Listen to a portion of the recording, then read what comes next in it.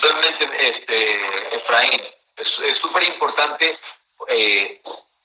continuar esa formación, entregarnos a ese desarrollo continuo, a ese estudio continuo. El yoga no tiene un límite y obviamente es importante especializarnos en ciertos aspectos, aprender ciertos aspectos, pero seguir aprendiendo, seguir profundizando. Creo que el peor error que existe en el camino del yoga es el creernos maestros o creernos profesores. A veces a mí me ponen ese título en distintos lugares, a veces yo lo pongo en biografías como profesor, instructor, pero es un poco la presentación que hay que hacer para diferenciar que no soy un principiante en lo que estoy haciendo, sobre todo el término profesor. Hay personas que me honran con el término maestro, yo les agradezco mucho, yo de ninguna manera me considero a mí mismo un maestro, simplemente un practicante, un sadhaka, un dedicado sadhaka, dedicado practicante y obviamente dentro de lo que podría enmarcarse con el título de profesor, pero no más que eso, no más que eso. Y sin embargo, esa necesidad mía de estar constantemente estudiando, estar constantemente creciendo y recordarme a mí mismo que soy un aprendiz. Como dice Ramiro Calle, soy un aprendiz y como aprendiz debo seguir aprendiendo.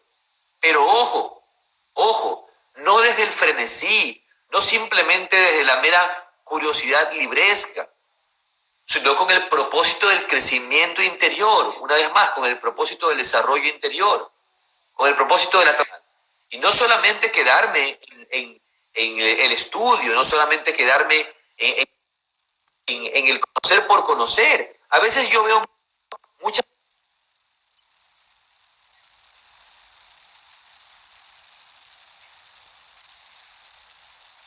codicia, de la avaricia, como llamamos aparigraja en el Yoga Sutra, en el cual empiezan a tener conocimientos por tener conocimientos, no porque el conocimiento les sirva de ninguna manera.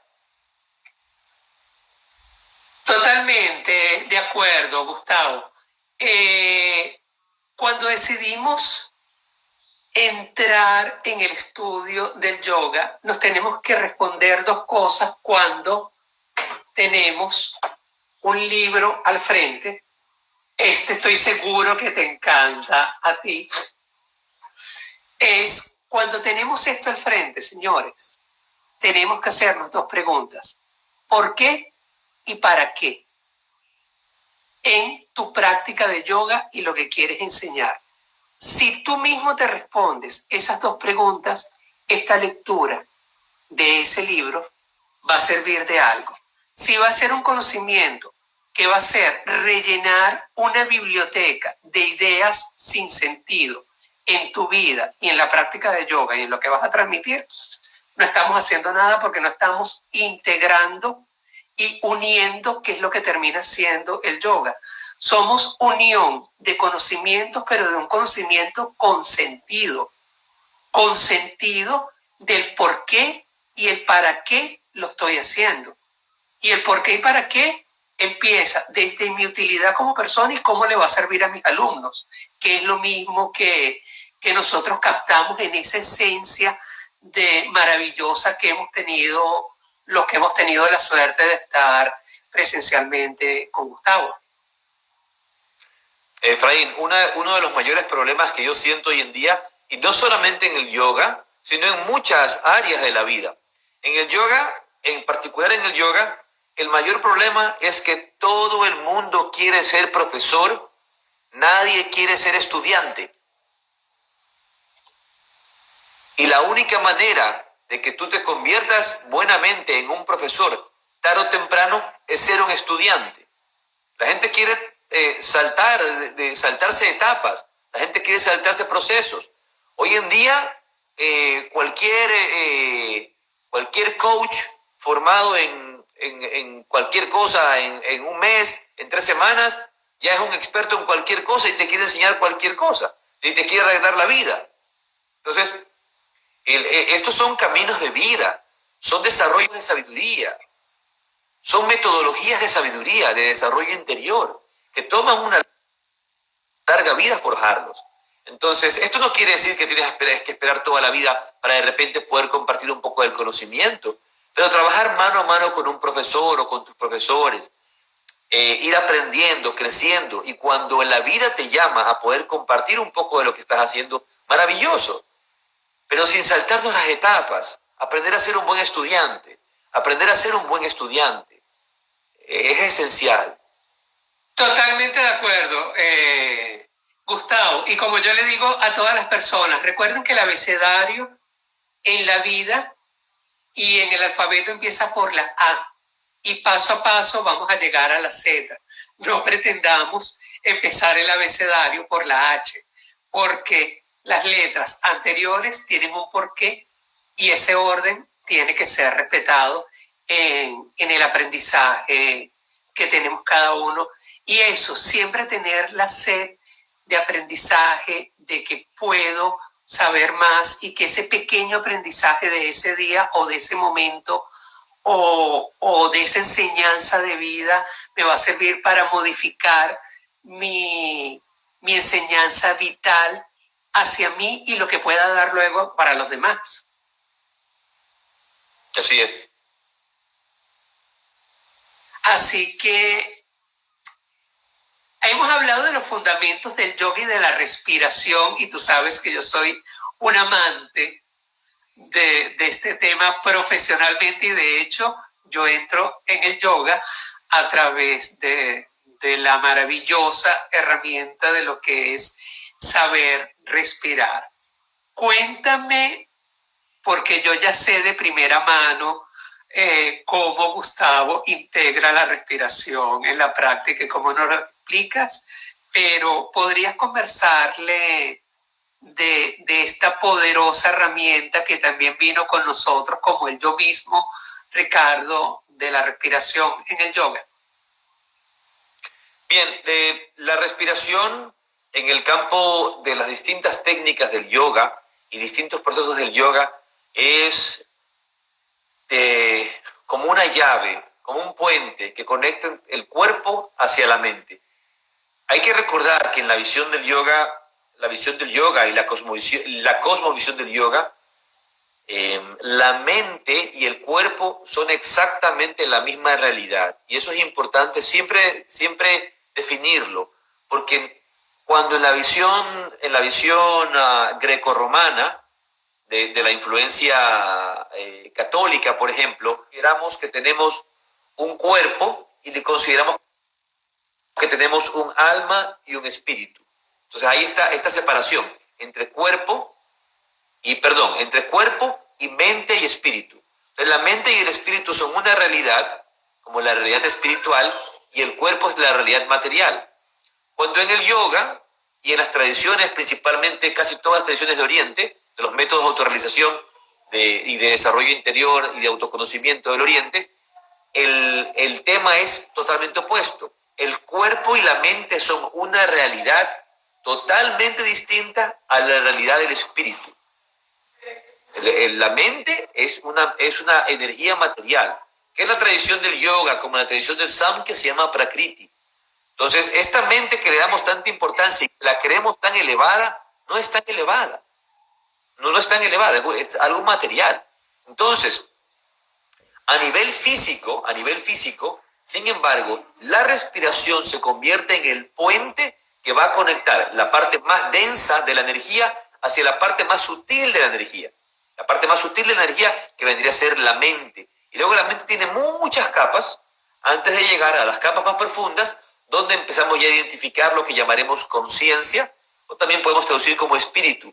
Recordemos que muchas palabras que utilizamos van a ser a veces sinónimos para representar algo que no está bien explicado, ¿ok? Entonces a veces yo diré conciencia, espíritu, alma, y no siempre serán los términos correctos, como por ejemplo, a nivel de latín, a nivel de las palabras que utilizamos en nuestra lengua occidental, con términos espirituales, alma y espíritu no son lo mismo.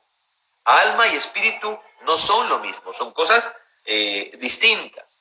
Entonces, sin embargo, tenemos que hacer un esfuerzo para entendernos. Por eso es más importante, por eso a veces suele ser más fácil entendernos a través de los términos sánscritos o los términos del yoga, porque van a ser más precisos. Los términos van a ser más precisos.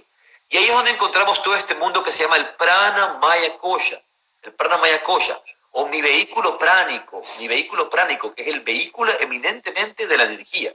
Y es donde la respiración se convierte en una poderosa herramienta para adentrarnos a ese mundo vital, a ese mundo que nos permite vivir, que es la presencia de la energía vital o prana, ¿verdad?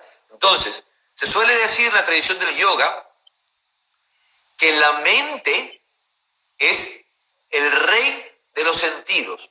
Nuestros 5 sentidos son dominados por la mente, pero que el prana, es decir, la respiración, es el sobre la mente. La mente es la soberana de los 5 sentidos, pero la respiración es soberana de la mente.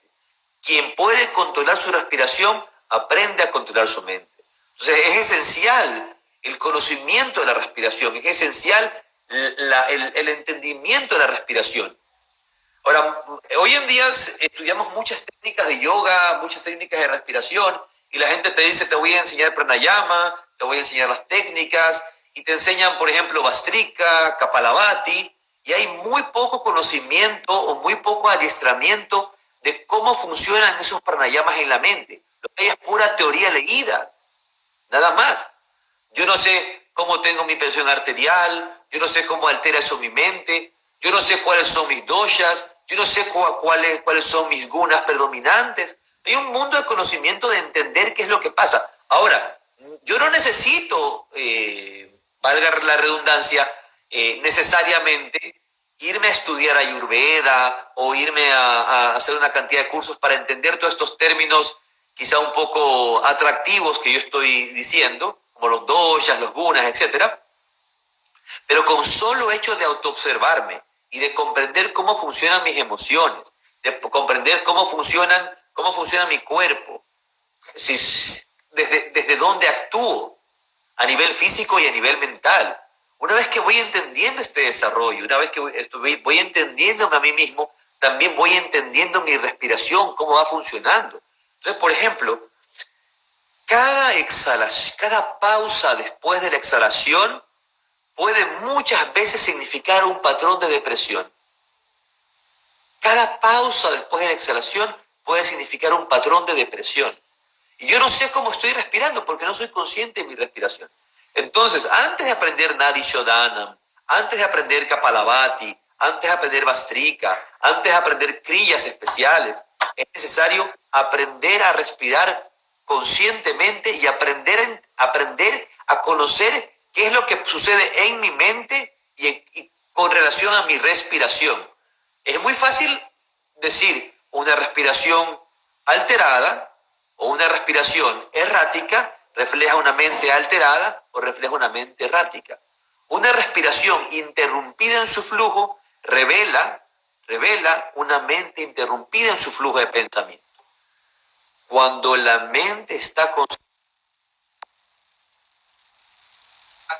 respiración fluida, cuando la mente está dirigida, la respiración es constante.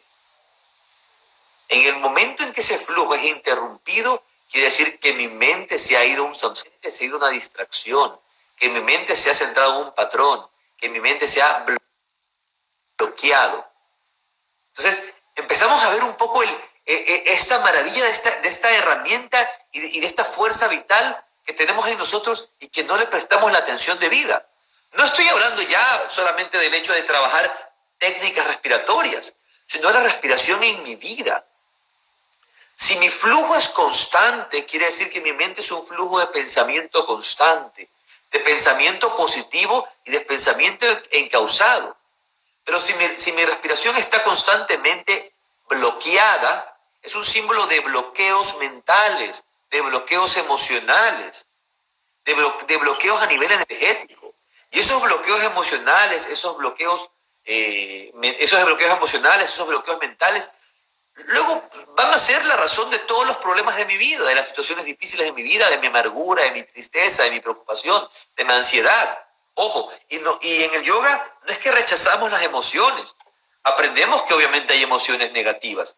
De ninguna manera el yoga pretende hacer una cosa que no puede hacerse. Por ejemplo, la idea de controlar emociones. Las emociones, señores, amigos, no se pueden controlar. Lo que sí podemos hacer es aprender a no ser controlado por ellas. Van a aparecer las emociones. Eso es natural. No podemos rechazarlas, no podemos reprimirlas. Lo peor que uno puede hacer, y tú lo sabes bien, Efraín, es reprimir una emoción. Lo que hacemos es dejar que fluya, la observamos y al observarla no nos identificamos tanto con ella y pierde potencia, pierde poder. Lo que suele suceder cuando aparece la ira, ya no soy más yo, soy la ira. Cuando aparece la tristeza, ya no soy más yo, soy la tristeza. Sí, hay distintos niveles, por supuesto, distintos niveles y distintos momentos de la vida. ¿Y cómo voy a afrontar ese momento? Si tengo que llorar, lloro. Si tengo que reír, río. Pero ¿cómo me relaciono con esas emociones? ¿Y qué tanto conflicto y qué tanto bloqueo quedan en mi vida? ¿Y cuál es su tiempo? ¿En qué rango de tiempo existen? Es normal y es natural, por ejemplo, Efraín, si tú tienes una pérdida importante, por ejemplo, de repente pierdes a tu pareja. Y es muy normal que tú seas, de cualquier manera, tu pareja te deja o se muere o lo que sea. Pero en el caso de perder una pareja, es normal que te pongas triste, es normal que estés triste 1 mes, 2 meses, quizá 3 meses, 4 meses incluso. Pero eso tiene una vez más un proceso, un tiempo que debemos también aprender a respetar, aprenderlo a ver. Pero si eso se convierte en un patrón de tristeza que me sigue 1 año, 2 años, 3 años, ya no es saludable. Las emociones son saludables y dejar fluir las emociones es saludable. Ojo, no perdernos en las emociones, reconocer su existencia y dejarlas pasar. A eso me refiero con fluir, dejarlas pasar, tal como pasan las nubes en un firmamento. En el cielo pasan las nubes. Nosotros no las podemos controlar, tenemos que dejar que pasen. Lo que sí podemos hacer es no dejar ser controlado por ellas cuando las observamos. Y ahora, la herramienta de la respiración va a ser una poderosísima forma de poder observar qué es lo que está pasando en mi mundo emocional y mi mundo mental. Entonces yo le voy hoy día a recomendar unas pequeñas instrucciones a nuestros amigos que nos están escuchando y que nos están acompañando en este live de Instagram. La primera es aprender a respirar de forma silenciosa. Tu respiración debe ser silenciosa. Porque una respiración silenciosa es una mente silenciosa, una mente en calma. En cambio, una respiración que hace ruido, que hace sonido, es una respiración que aturde, es una respiración aturdida, es una respiración que refleja un conflicto emocional interior. Entonces, de repente tú te subes al vehículo con tu pareja y te sientas al lado así y empiezas a respirar. Y tu pareja te pregunta, pero, amor, ¿qué te pasa? No me pasa nada, dices. No me pasa nada. Y la respiración suena. Estás diciendo todo a través de tu respiración. Una respiración ruidosa, una mente ruidosa. Entonces, muchos de los que nos están acompañando ya practican técnicas de respiración, ya practican pranayama, ya hacen quizá, y es muy posible que por ahí salgan alguien a reclamar, y el Ujjayi tiene un sonido, pero ese sonido debe ser tan silencioso, tan íntimo, que solo lo escuchas tú. Solo lo escuchas tú. Cuando hay exceso de esfuerzo, entonces empiezas a exceder el nivel de tu respiración y se escucha.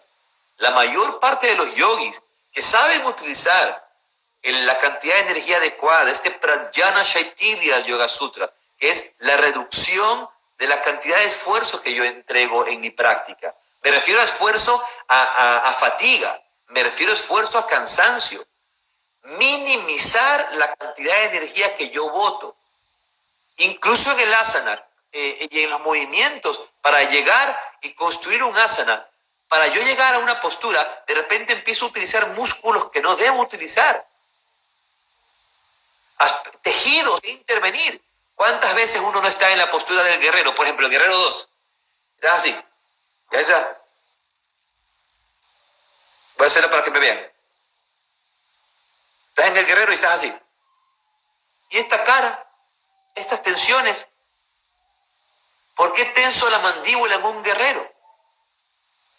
¿Por qué debo de tensar la mandíbula en un guerrero? Yo no puedo gastar mi energía allí. Pradyana Shaitilia Ananta Samapatihi, dice el Yoga Sutra. La reducción del esfuerzo.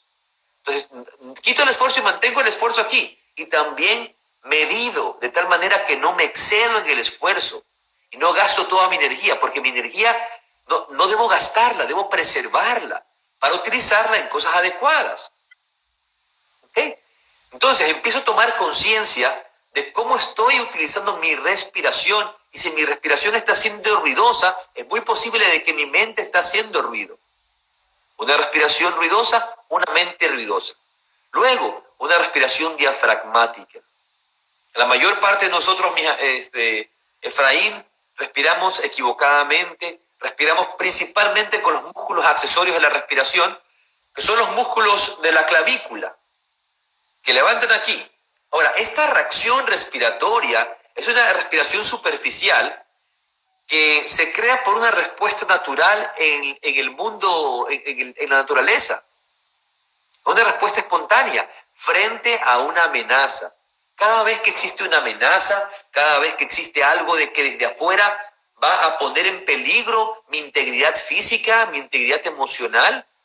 Y esto viene desde la época de las cavernas, en el momento que venía el diente de sable a comerme, manda inmediatamente mis ojos ven la amenaza, perciben la amenaza, el sistema límbico manda toda la información a mis nervios, segrego adrenalina en todo mi cuerpo y estoy listo para dos tipos de respuesta. La respuesta flight, fight, response. La respuesta de o vuela, corre, sal corriendo para salvar tu vida, o la respuesta de fight, pelea para salvar tu vida. Una respuesta obviamente totalmente natural. Y esta acción nerviosa que produce el sistema nervioso va a ser incrementar la respiración y crear la respuesta del estrés.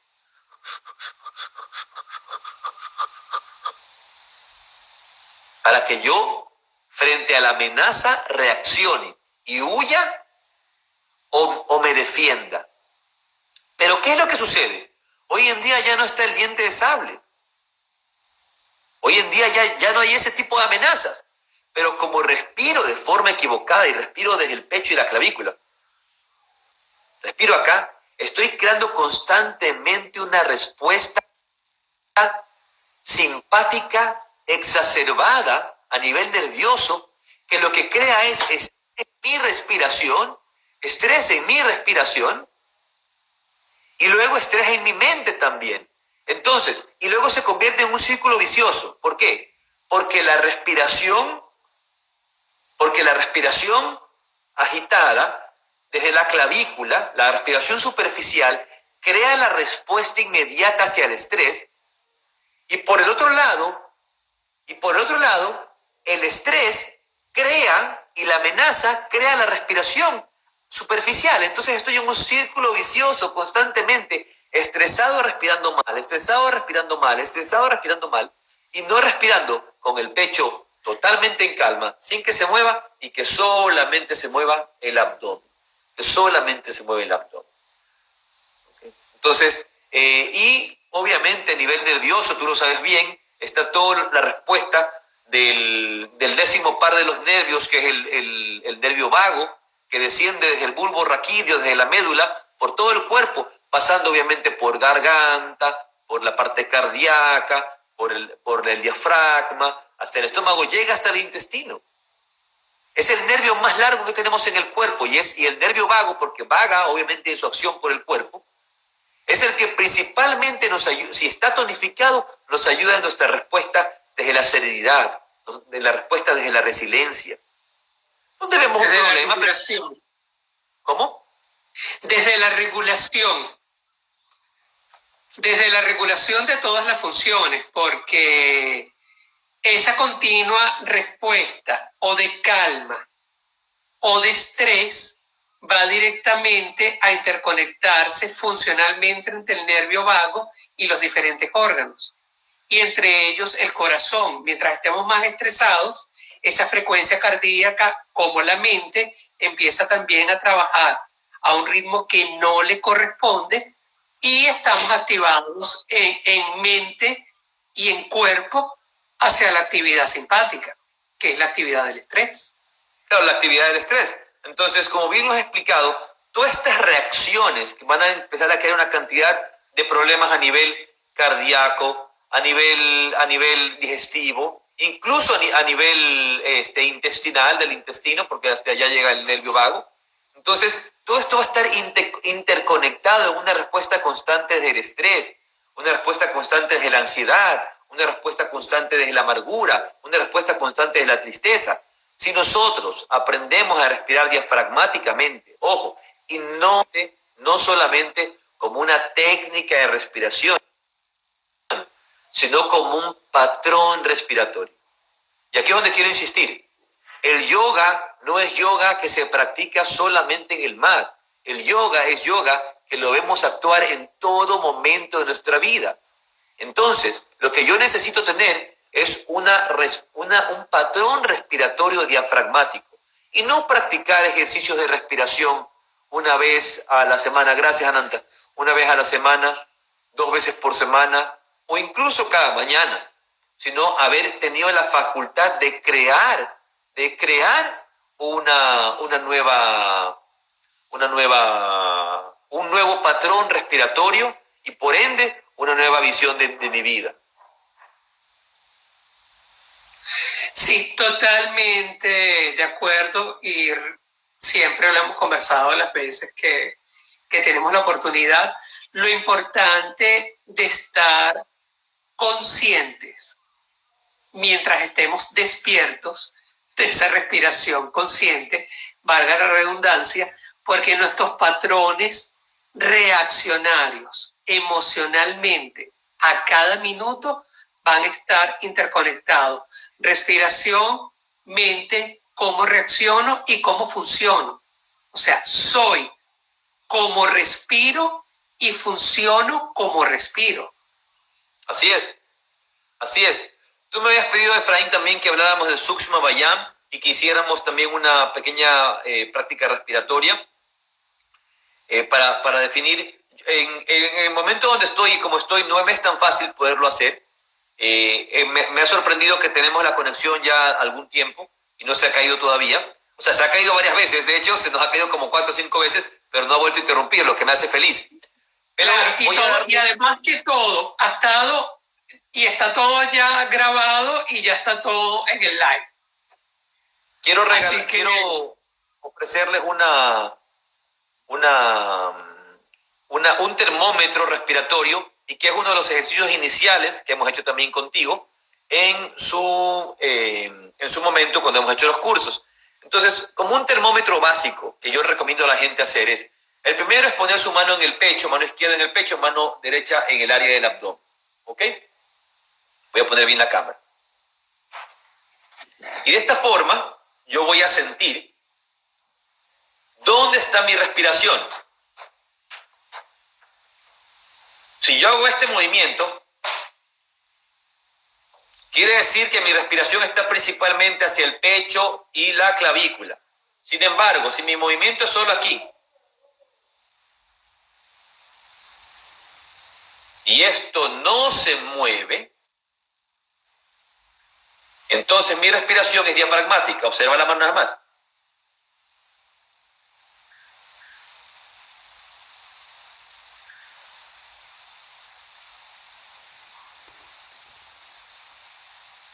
En cambio, si yo hago esto,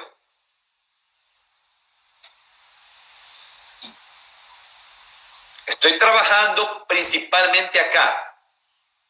Entonces, lo primero que tenemos que identificar es dónde estoy respirando. Antes de hacer cualquier cosa, debo entender qué es lo que me pasa. Para solucionar un patrón, debo entenderlo, debo observar qué es lo que está pasando. Entonces, lo primero que hago es observar mi respiración y darme cuenta si estoy respirando en el pecho y la clavícula o en las costillas bajas y el diafragma. En las costillas bajas y el diafragma.